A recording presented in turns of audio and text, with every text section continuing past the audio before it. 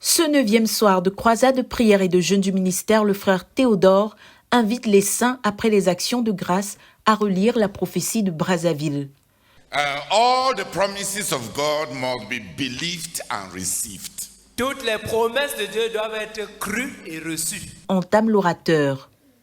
Quand tu avais donné ton cœur à Jésus, tu avais cru que Jésus est entré dans ton cœur et ce n'est que plus tard que tu en as reçu l'assurance, la confirmation.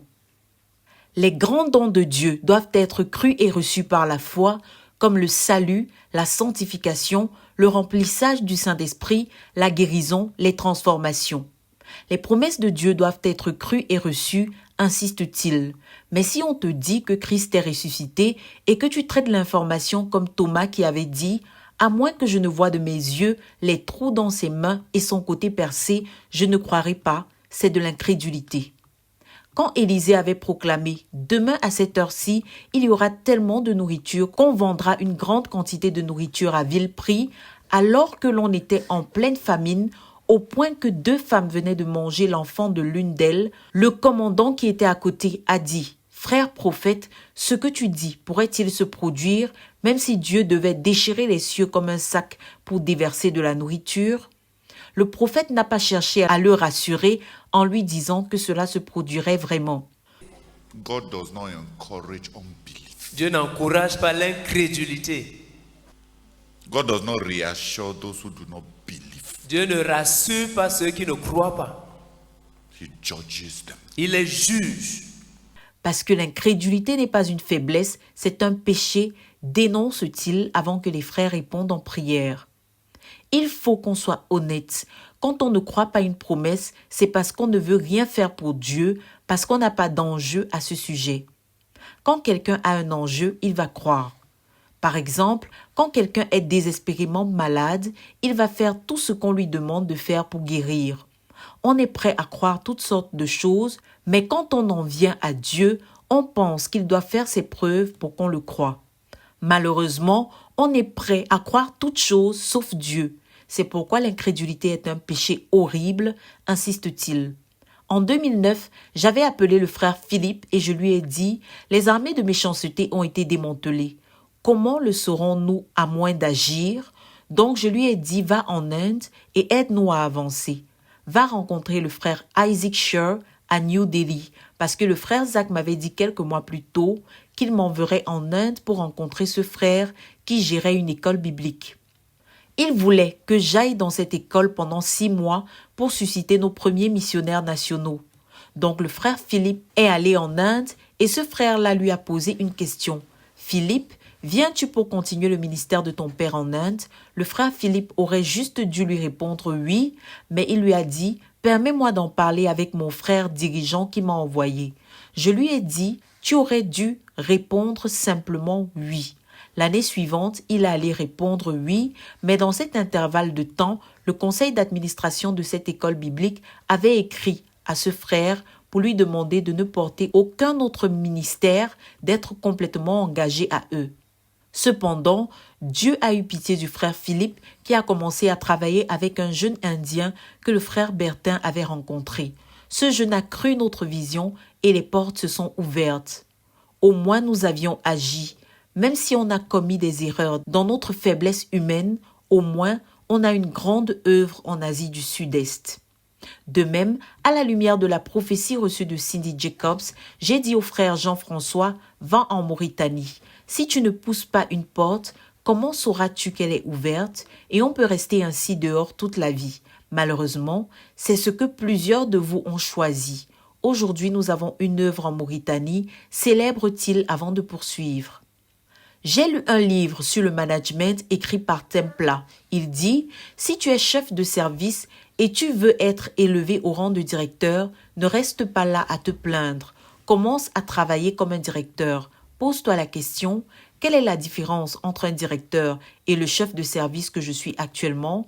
Où vont les directeurs? Qui ont-ils pour amis? Quelles sont leurs habitudes? En quoi consiste leur travail? » L'auteur dit « Ne cours pas derrière les gens pour donner des pourboires. Commence à t'habiller comme un directeur. Viens au travail plus tôt que les autres. Reste au travail quand les autres cherchent tous les moyens de rentrer chez eux.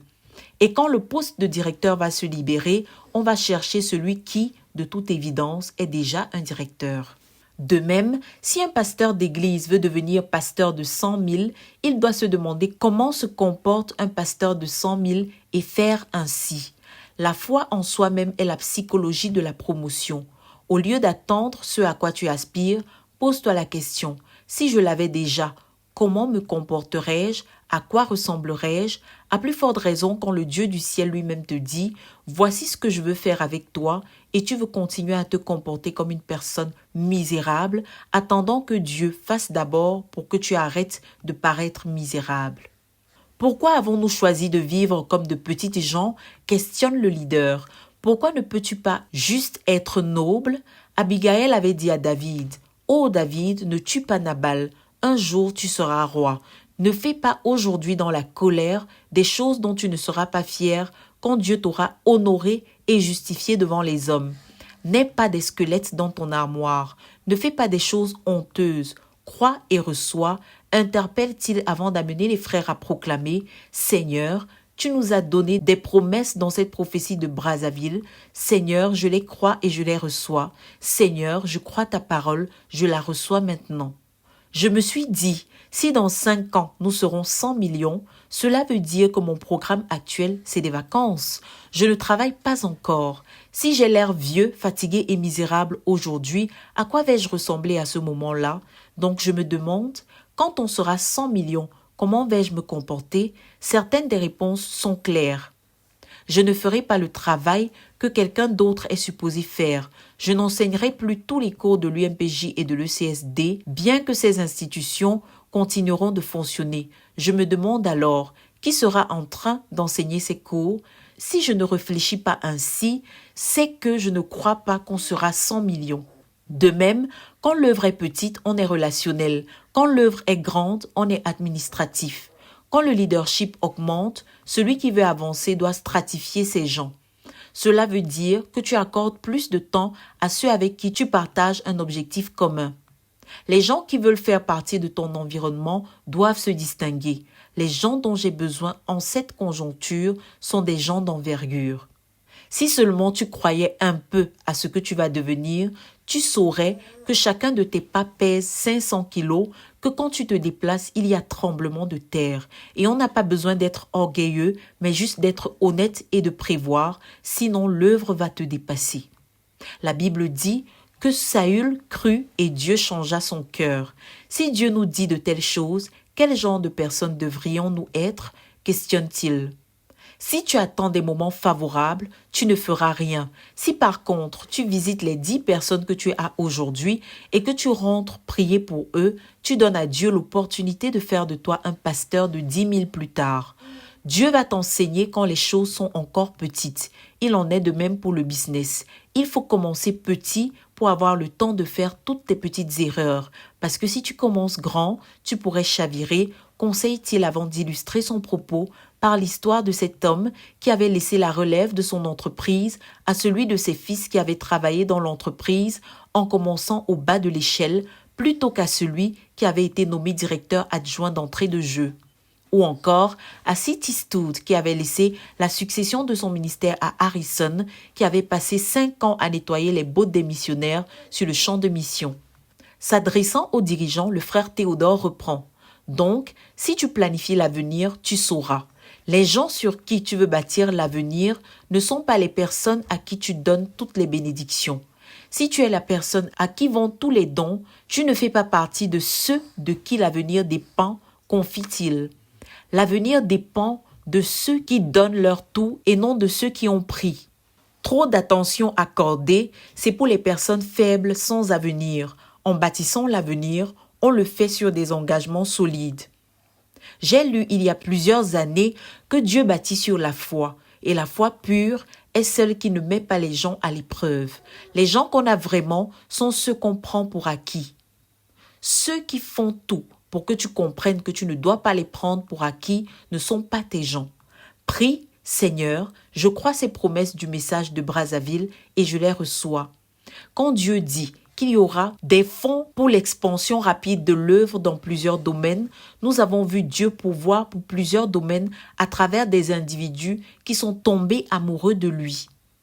Nous aurons un jubilé en décembre. Pendant les préparatifs, plusieurs dans les commissions font leur liste pour demander des décaissements. Mais l'un d'eux a vendu sa maison pour pouvoir gérer.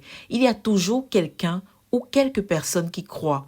Et les gens qui croient ne sont pas comme ceux qui sont des spectateurs ou des actionnaires. Nous sommes riches parce qu'il y a quelques personnes qui croient et il en sera toujours ainsi.